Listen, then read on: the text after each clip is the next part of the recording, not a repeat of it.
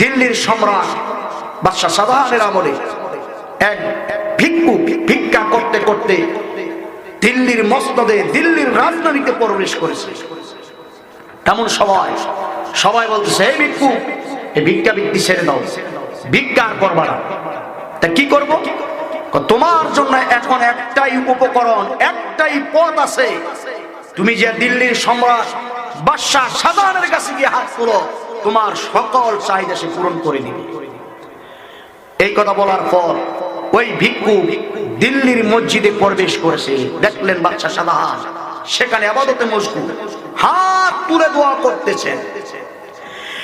বাদশাহ শাহজাহান যখন নামাজ শেষ করলেন, শেষ করার পর যখন তিনি দীর্ঘ মোনাজাত করলেন, মোনাজাতের ভিতরে তিনি কান্নারত অবস্থায় আল্লাহর কাছে কি যেন চাইতেছেন।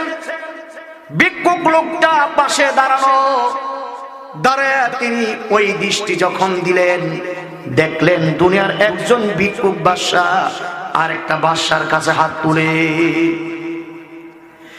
এবার ভিক্ষুক বাদশা শাহজাহান যখন সালাম ফিরালেন, ভিক্ষুক সালাম দিয়ে যখন রওনা করলেন, এমন সময় বাদশা শাহজাহান ভিক্ষুককে ডেকে ডেকে বলে, ও মুসাফির, কোথায় যাও, ওই দিকে রওনা করেছ?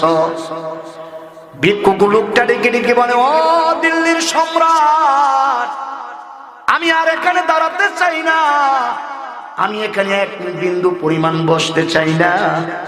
সেই ভিক্ষুক আরেকটা ভিক্ষুকের কাছে বিনয় বিনয় কেঁদে কেঁদে চাইতে পারে, আমি ভিক্ষুক আজ থেকে এই মসজিদের মুসাল্লায়, মসজিদের জায়নামাজে দাঁড়াইয়া মসজিদরা সাক্ষী হয়ে গেল, জীবনে কোনোদিন দুনিয়ার রাজা বাদশার কাছে আর কোনোদিন হাত পাতবো না। চলে গেলে ভিক্ষু, একটা আমলটাকেই ভিক্ষুকের জীবন পরিবর্তন হয়ে গেল। কিসের মানুষের কাছে চাই?